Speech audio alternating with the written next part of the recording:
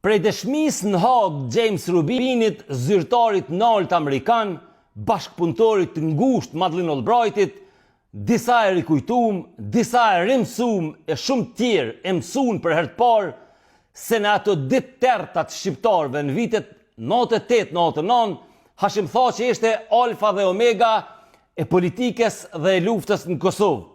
Në këto 5 vjet, në këtë tribunal keni dëgju çdo gjë.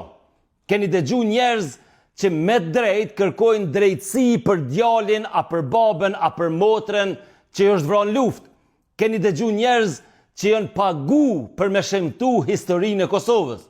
Keni dëgju bashkëpunëtor të shërbimit sekret serb që kanë folë edhe shqip edhe serbisht. Keni dëgju shqiptar të frustrum që kur nuk kanë arrit me i tejkalu i notet personale, i notet e katunit, i notet fqinësore me njëri tjetrin. Pra keni dëgju gjithë çfarë deklarate e gjithë çfarë dëshmije. Kurse sot e patëm nderin me dëgju James Rubinin. Me e quajt James Rubinin dëshmitar të mbrojtjes është edhe gjuna, është edhe pasaktësi, sepse një figurë kaq të rëndësishme të diplomacisë amerikane nuk mundesh edhe nuk duhesh me ngushtu edhe me kornizu kaq shumë. James Rubin është dhe ishte dëshmitar i të vërtetës. Mirë po me që prokuroria është kaq kriminale dhe kaq e anshme, kaq jo objektive, atëherë ata e ka thirrë për me dëshmu mbrojtja. Mirë po mbrojtja as nuk e ka trajnu, as nuk e ka përgadit, e as nuk ka mujt me pagu James Rubinin.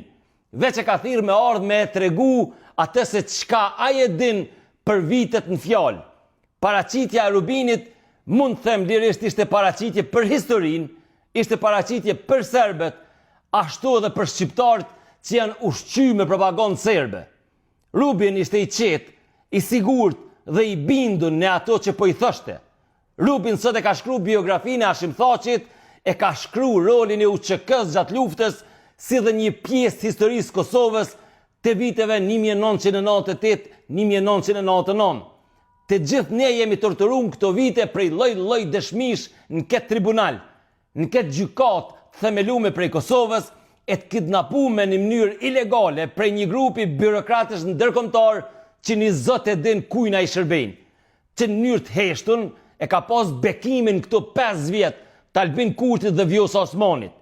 Pse paraqitja e Rubinit ishte paraqitje për librat historisë, sepse ai sot faqe botës deklaroi që sekretarja e shtetit amerikan Mikesha Jone Madhe Madeleine Albright e kishte autorizuar Rubinin për me lidh miqësi diplomatike me Hashim Thaçin. Pra tregoi që ishte Hashim Thaçi ai që ishte zgjedh nga administrata amerikane si njeriu kryesor për me arrit marrëveshjen për luftën edhe për paqen në Kosovë. Këtu tash s'kena nevojë më për as pordat e Veton Surrojt e as për ato të Chris Hillit se çfarë pas ka ndodhur në Kështjellën e Rambujez, kush kujt ja ka zgjedh rrobat. Ato i tregojnë në betim James Rubin, tha që Hashim Thaçi nuk donte me marr fund ajo konferencë pa u garantu pavarësia e Kosovës. Mos harroni, kjo është koha kur të tjerë në Prishtinë pranonin çdo gjë, çdo lloj marrëveshje, veç me u ndal lufta. Pse është kjo dëshmi e rëndësishme për Serbinë? Sepse njeriu kryesori i administratës amerikane për Ballkanin tha se burimi krejt shpifjeve për UÇK-n dhe për Thaçin ishte shteti i Serbisë. Bile tregoj një kuriozitet mjaft interesant, që një gazetar i New York Times që në atë kohë raportonte për zhvillimet në Kosovë, kjo gazete kishte përjashtuar nga puna sepse po shërbehej prej dhonave që i merrte nga Serbia. A thua e dinte Rubin që edhe gjykata ku ky po jepte dëshmin e shërbimet dhona të Serbisë.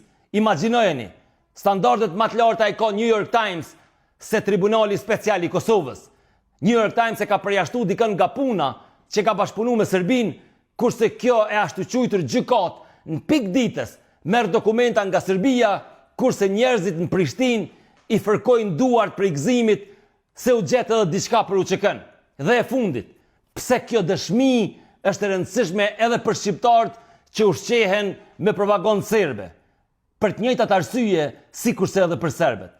Sponzor të këtyre videot mia është MobiSim, që është sim elektronik, që ju mundi me marrë aplikacionin në Android edhe iOS edhe nëse udhtoni jashtë Kosovës ose për në Kosovë, mundi me përdor, ju kushton shumë e lirë.